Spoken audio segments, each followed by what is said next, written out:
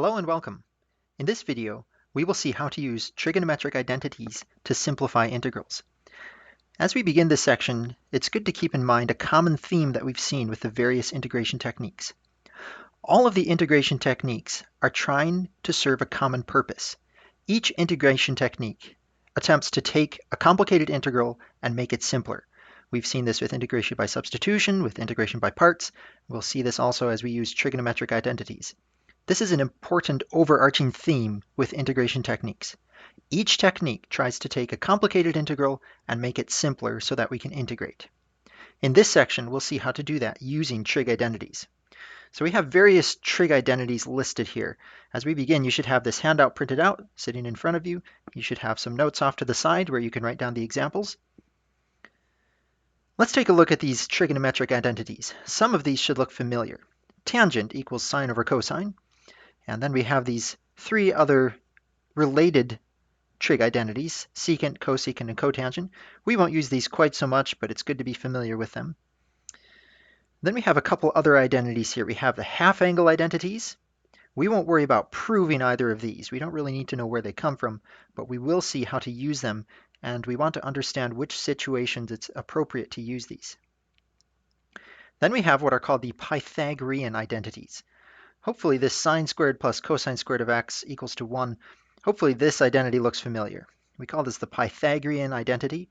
And often what we'll do with this one, instead of using it in exactly this form, we'll either write sine squared as 1 minus cosine squared, or we will write cosine squared as 1 minus sine squared. That's usually how we'll use the identity. Notice that we have an identity for sine squared, and here's another one. These are two different identities for sine squared. And depending on the problem at hand, that will determine which identity is the appropriate one to use. Let's take a look at a related identity. We'll take the sine squared of x plus cosine squared of x equals 1. Let's imagine dividing both sides by cosine squared of x.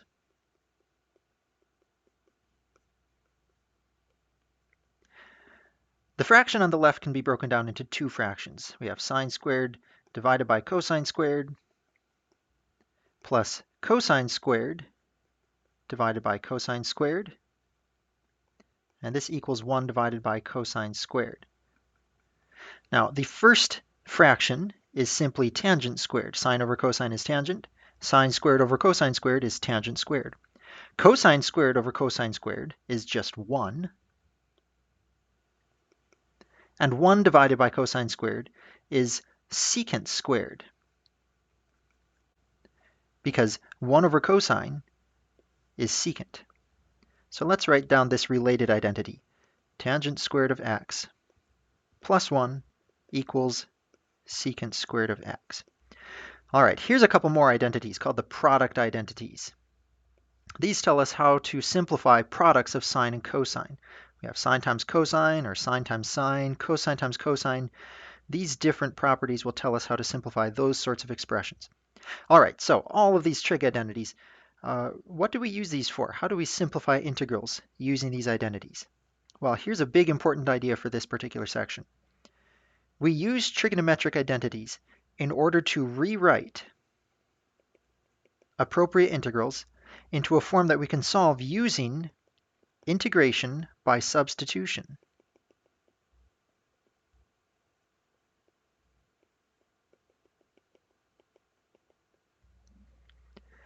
So the end goal here with using trig identities is to get the integral into a workable form where we can apply u substitution. We'll see that in every single one of these examples that we're about to do. Let's try an example and see how we can use trig identities to simplify a trig integral. Let's look at example 1. We have the integral of sine cubed of x.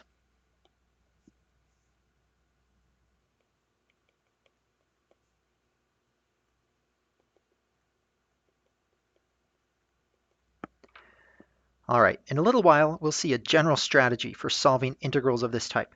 We have a power of the sine function. And in general, there's a trick if we have powers of sines and cosines for evaluating those integrals. Let's work through it specifically for this integral, then we'll talk about the technique a little more generally. My first step is to take off one factor of sine. Sine of x times sine squared of x. All right, this might seem a little bit strange. Why would we do this? But as we progress with the problem, I think it will make more sense why we do this first step. My goal is to rewrite the integral so that I can do a u substitution. And we don't quite see how to get there yet, probably, but we'll see that soon. Now, sine squared of x. I have an identity for that. I'm going to use the Pythagorean identity, where sine squared of x equals 1 minus cosine squared of x. So I substitute sine squared of x with 1 minus cosine squared. So I have sine of x times 1 minus cosine squared of x. All right, now notice that I have a function here, cosine, whose derivative is sine. This is a hint that we should use u substitution. We will continue with the problem by using u substitution.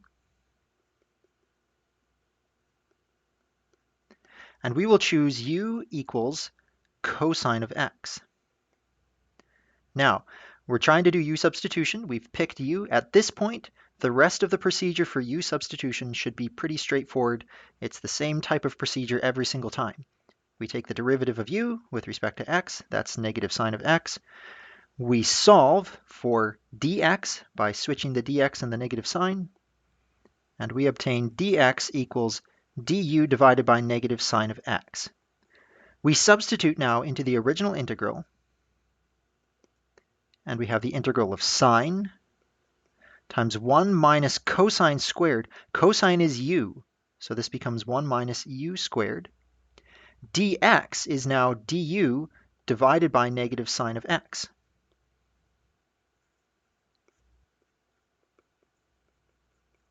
Now, notice that the sine of x's cancel. We were very careful in how we approached this problem so that at this step in the u substitution, the sine of x's would cancel. Now our integral is all in terms of u. We have the integral. Well, there's a negative that we can take out front. So minus the integral of 1 minus u squared du. And we can take antiderivatives now. The antiderivative of 1 is u. The antiderivative of u squared is u cubed divided by 3. I still have the negative out front. The final step is to rewrite in terms of the original variable. U equals cosine of x. So we replace the u with cosine of x. Cosine x minus cosine cubed of x divided by 3. Add a plus c, and that is our final answer. We could check if we took derivatives. The derivative of our final expression here is sine cubed of x. Let's try example 2. We have the integral of sine cubed of x times cosine squared of x.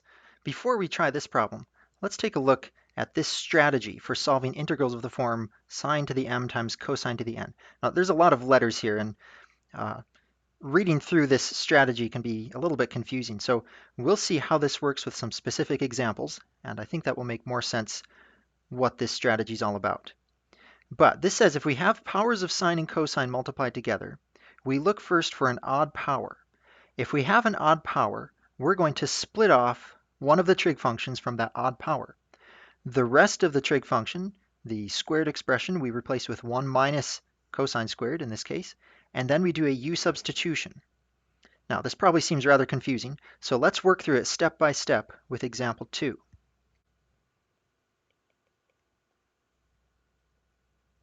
We have the integral of sine cubed of x times cosine squared of x. When I have powers of sines and cosines, I look for an odd power. Here's an odd power, sine cubed. So I'm going to take the sine cubed, and I'm going to peel off one of the factors, a single sine of x. I have left sine squared, and then there's still the cosine squared. Now the sine squared, I will rewrite using a trigonometric identity. Sine squared of x equals 1 minus cosine squared of x. That's my next step. We keep the sine of x at the start, And then in the parentheses, sine squared becomes 1 minus cosine squared. And we still have cosine squared at the end, dx. Now at this point, I'm ready to use integration by substitution. I will choose u to be cosine of x. The derivative of cosine is negative sine. When I use u substitution, that will cancel with this sign. Let's work through the steps.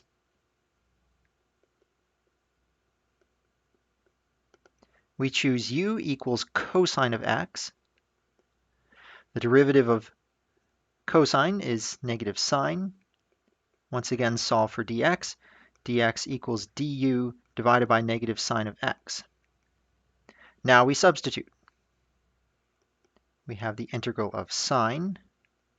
And cosine is now u, so 1 minus u squared times u squared. Dx has become du divided by negative sine of x. This is fairly similar to the last problem. Notice how the signs cancel. I do have this negative here that I have to watch out for. And if I simplify, I'm going to take the negative out front, and I will distribute the u squared to both terms. So 1 times u squared, minus u squared times u squared is minus u to the 4th, differentiated in terms of u. Now we can find antiderivatives. U cubed divided by 3, negative out front, minus u to the 5th divided by 5. Rewrite u as cosine of x. Cosine cubed of x divided by 3 minus cosine to the 5th of x divided by 5. Add plus c, and we have our final answer. Let's take a look at example 3. We have the integral from 0 to pi over 2 of sine to the 9th of x times cosine to the 5th of x. We have powers of sine and cosine, and when this happens, we want to look for an odd power. I have an odd power of 9 and an odd power of 5. So I'm going to split off one of the trig functions, either a sine or a cosine. Technically, I could do either one, but it will be slightly easier if we choose to peel off a power of cosine. So I'm going to rewrite the integral. I will leave sine to the 9th alone, and I will take a cosine away from the cosine to the 5th. So cosine to the 4th times cosine. Now I will use the identity cosine squared of x equals 1 minus sine squared of x. I will apply that to cosine to the 4th. Cosine to the 4th is cosine squared squared. Let's write that. Integrating from 0 to pi over 2, sine to the 9th. This is cosine squared, quantity squared, times cosine. Now the cosine squared becomes 1 minus sine squared. And after this step, we'll be ready to use u substitution. Cosine squared is 1 minus sine squared times cosine. All right, at this point, we will choose u to be sine of x and work through the procedure for u substitution. U equals sine of x. The derivative of sine is cosine. Dx is du divided by cosine of x. Now, since we're doing a u substitution on a definite integral, we need to transform the limits of integration. These limits are values for x. We are transforming to the variable u.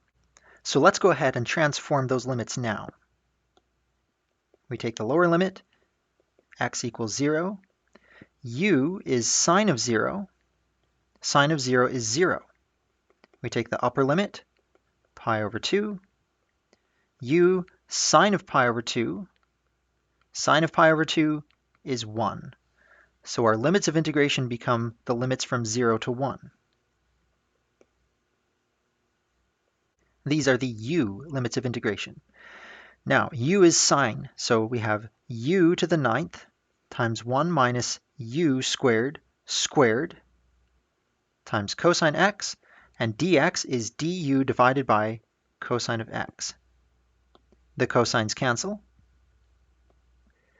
And our integral is the integral from 0 to 1, u to the 9th, 1 minus u squared du.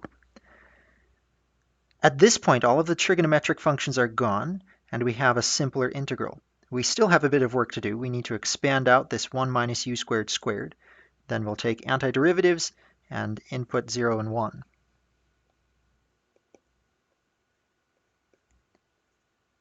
We'll FOIL out 1 minus u squared squared. If we do that, we get 1 minus 2u squared plus u squared times itself, which is u to the 4th du. Now, let's just pause for a second here. I expanded out 1 minus u squared squared. If you feel a little bit shaky with the algebra here, you probably want to pause the video and make sure that you can get to the same expansion by expanding 1 minus u squared squared. FOIL that out, and you'll get the same expression. All right, now I'll distribute u to the 9. U to the 9 times 1 minus 2u to the 9 times u squared. That's u to the 11. I add the exponents of 2 and 9. Then u to the 9 times u to the 4. Again, I add exponents. So I have plus u to the 9 plus 4 is 13 du. At this point, we have powers of u. We can find antiderivatives using the power rule. U to the 10 over 10 minus 2u to the 12 over 12 plus u to the 14 divided by 14. There's the antiderivative. We'll plug in 1, plug in 0, take the difference. 1 to the power 10, 1 to the 12th, 1 to the 14th, that's all 1. So we have 1 over 10 minus 2 times 1 over 12 plus 1 over 14, and then we subtract and plug in 0. For each one of these, we'll get 0. If we plug in 0 for u, we'll have 0, 0, 0. So really, I'm just subtracting 0. So here is the final answer. Let's take a look at example 4. We're going to solve this in 2 different ways, and this will be slightly different from the previous couple of examples where we use this trick where we split off a power of the trig function and use the Pythagorean identity. Example 4 will be slightly different. Let's take a look.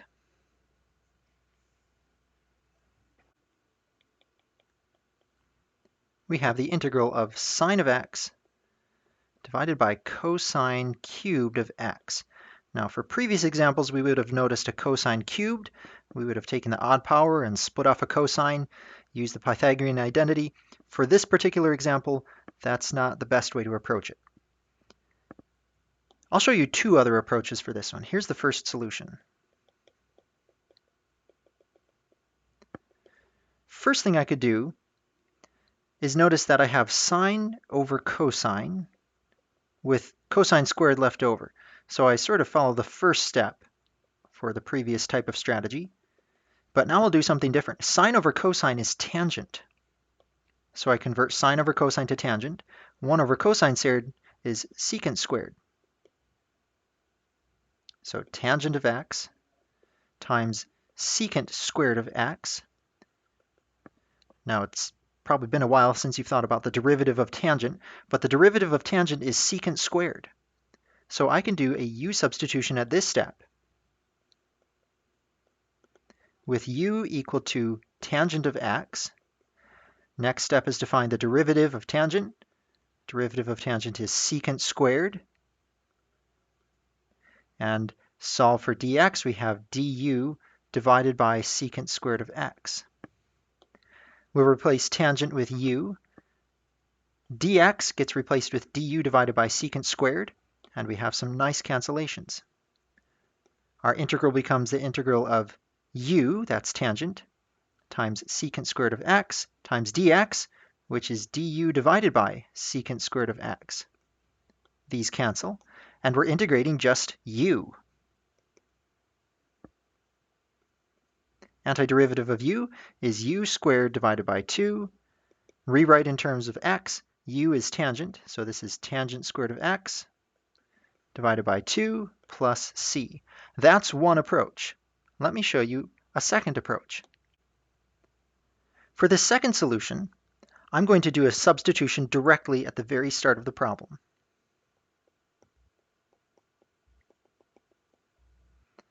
I have the same starting integral, sine divided by cosine cubed.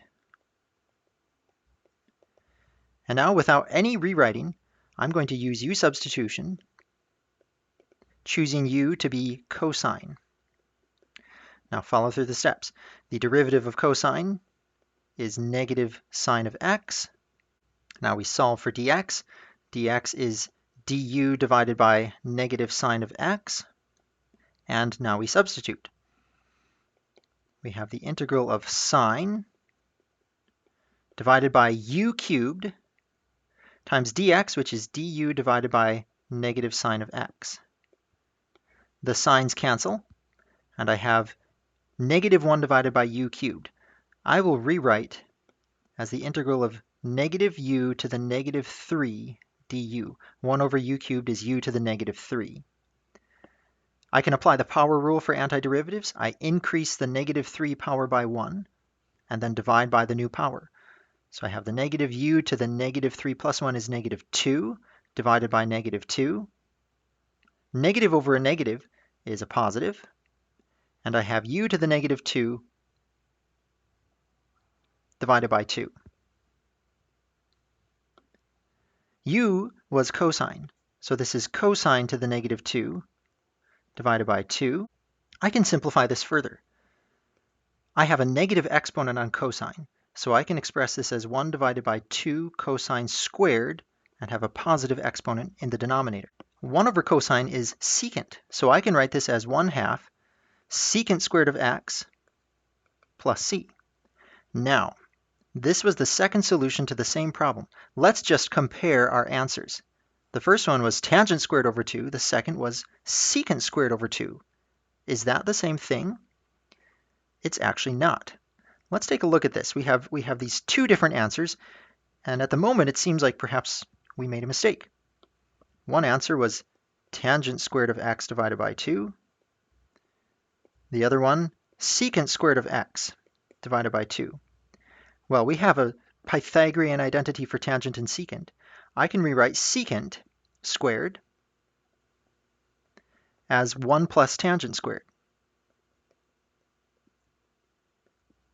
So I'm going to do that for this second solution. This is 1 plus tangent squared of x divided by 2, which is 1/2 plus tangent squared of x divided by 2.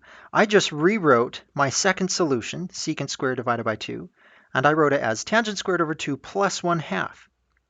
Notice the discrepancy between my first solution, tangent squared over 2, and the second solution. The second solution has an additional 1/2. Does this bother us? Is this a problem? Did we make a mistake somewhere? Well, the answer is, this is still correct. When we take antiderivatives, we add an arbitrary constant at the end. I could add 1/2 to the antiderivative, and it's still the same antiderivative. I could add 1,000, and it's still the same antiderivative. As long as the functions are the same, plus or minus a constant, the two antiderivatives are still equal. So with these two different solutions, even though we got two apparently different answers, one is just a constant apart from the other, so they're the same antiderivative.